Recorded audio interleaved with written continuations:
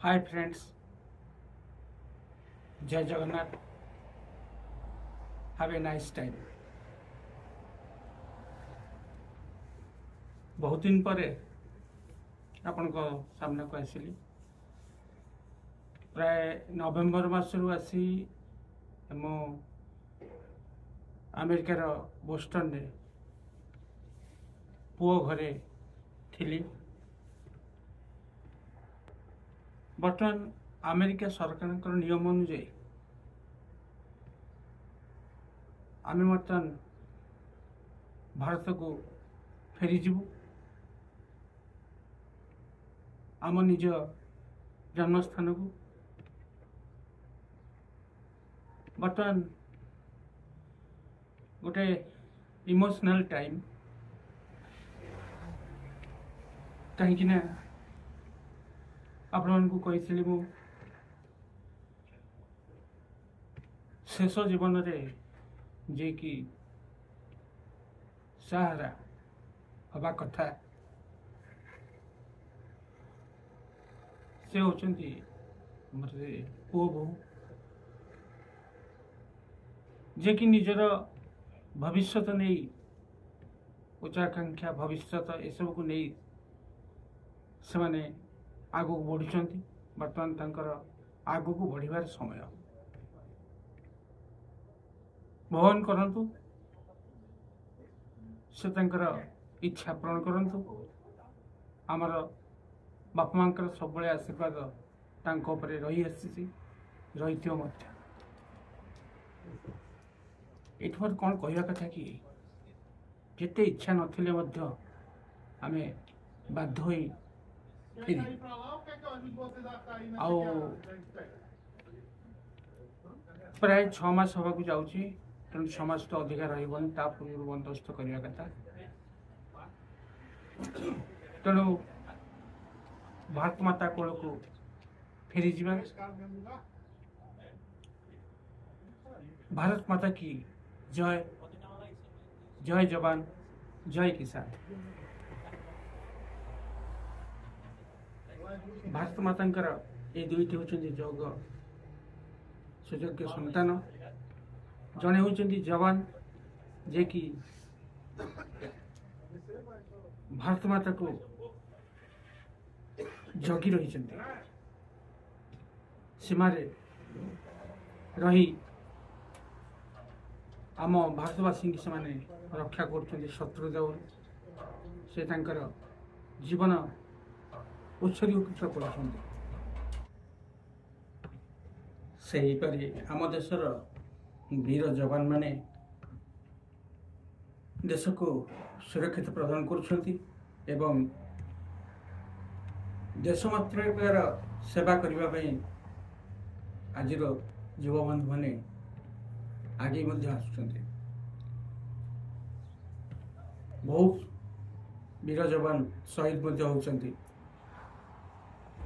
सेमानकु मोर कोटि कोटि प्रणाम एवं तांकर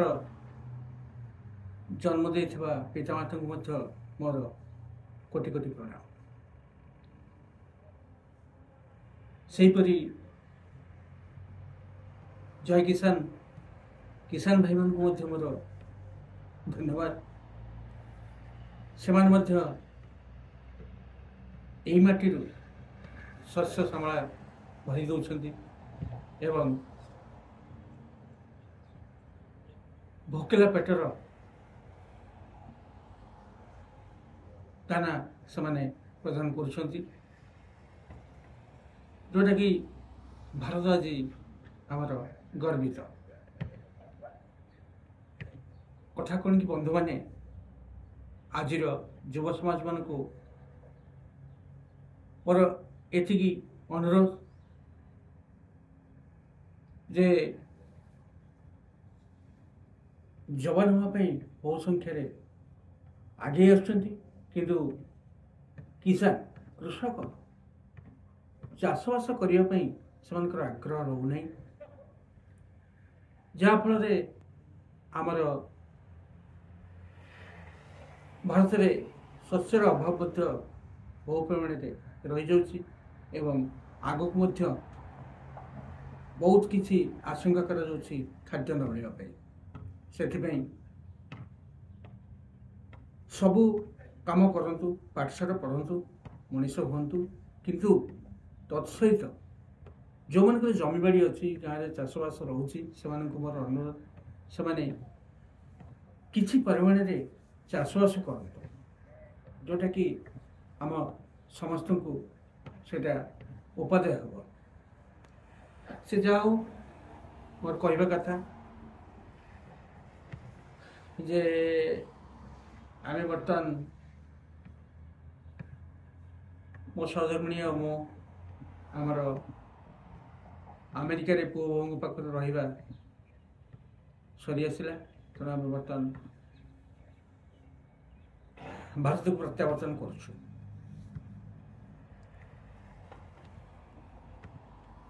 ଏଠି ଯେଉଁ 5 ମାସ ମୁଁ ରହିଲି, ସେଥିରୁ ଅନୁମାନ ମୁଁ କଲି, ଯାହା ବି ଏଠି ମୁଁ କହିଲି, ଭାବିଲି, ଦେଖିଲି, ମୁଁ ଆପଣଙ୍କୁ ସେଇଟା କିଛି ସେୟାର କରୁଛି। ଯେ କି ଆମେ ଆମେରିକାରେ ଚଳିବା ଟିକେ କଷ୍ଟକର ହେବ। କାହିଁକି ନା ଏଇଟା ହେଉଛି ଧନୀ ରାଷ୍ଟ୍ର। ଆମର ଯେଉଁ ଆଇଏନ୍ଏସ୍ ମାନେ ଯେଉଁ ଆମର ଯେଉଁ ଟଙ୍କାଟା ଯେଉଁ ମୂଲ୍ୟ ଏଠି ହେଉଛି 82 ଟଙ୍କା ଆଭରେଜ। ମୁଁ ଆପଣଙ୍କୁ କହୁଛି ଏଇଟା 82 ଟଙ୍କା। ଧରନ୍ତୁ ଆପଣ ଚା କପଟେ ପିଇବା ପାଇଁ ଇଚ୍ଛା କରିବେ, ଏଠି ଆପଣଙ୍କୁ ମିନିମମ୍ ଅତି କମ୍ରେ $5 ପଡ଼ିବ।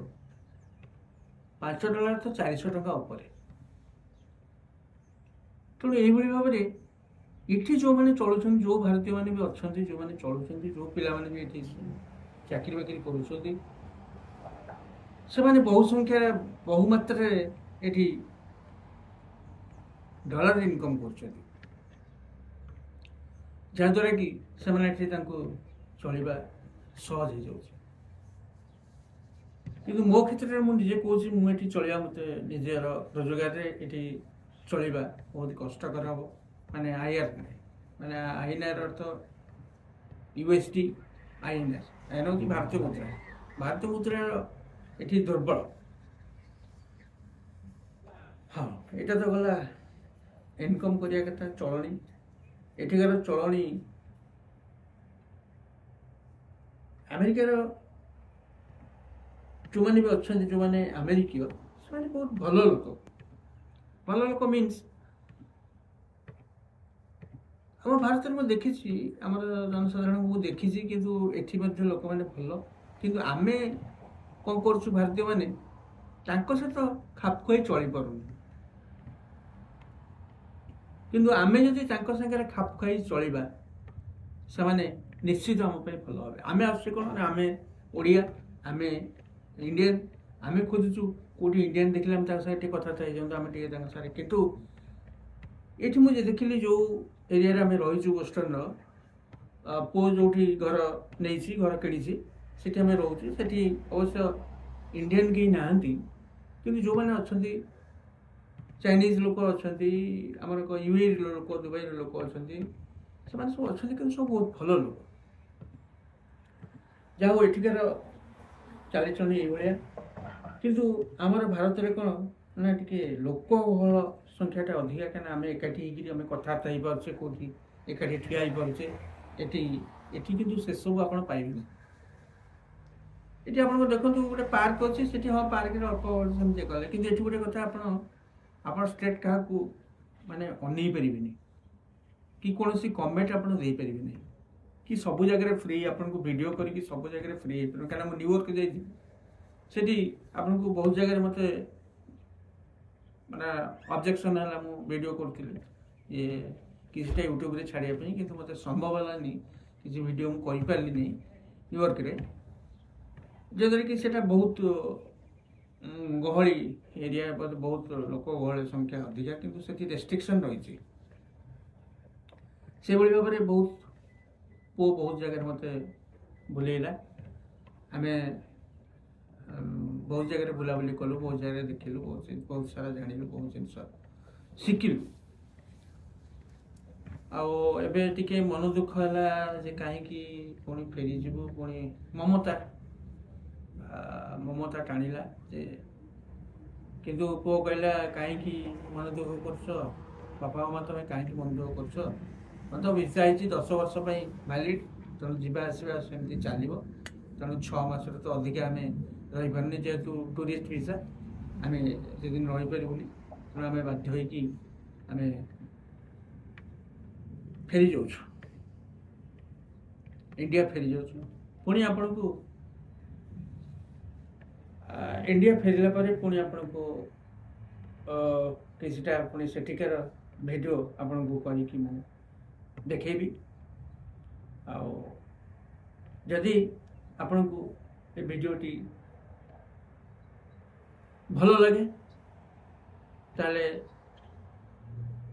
कमेंट शेयर सब्सक्राइब करी हाँ आ गोटे कथा भूलीगली एठी जो मैंने अमेरिका रे बहुत परिष्कार परिच्छन्न आप देखो आम जमी रास्तार आप जीवजंतु मलत्याग कर सब अपरिष्कार रोचे से सब ना ये बेसी होती कुकुर प्रिय जो मैंने सब कुकुर रखी से तो बाहर मुझे कौट बुलवा गाई गोरु ये सब मुझे कौट देखनी बाहर को आसवा कि बुलवा देखनी सेमती डग भी से सब पेट डग से सब नहीं आस बुलाती किंतु गोटे कथा ये लक्ष्य कले जदि भी से मलत्याग कले रास्त मलत्याग कले से सांगे जो आप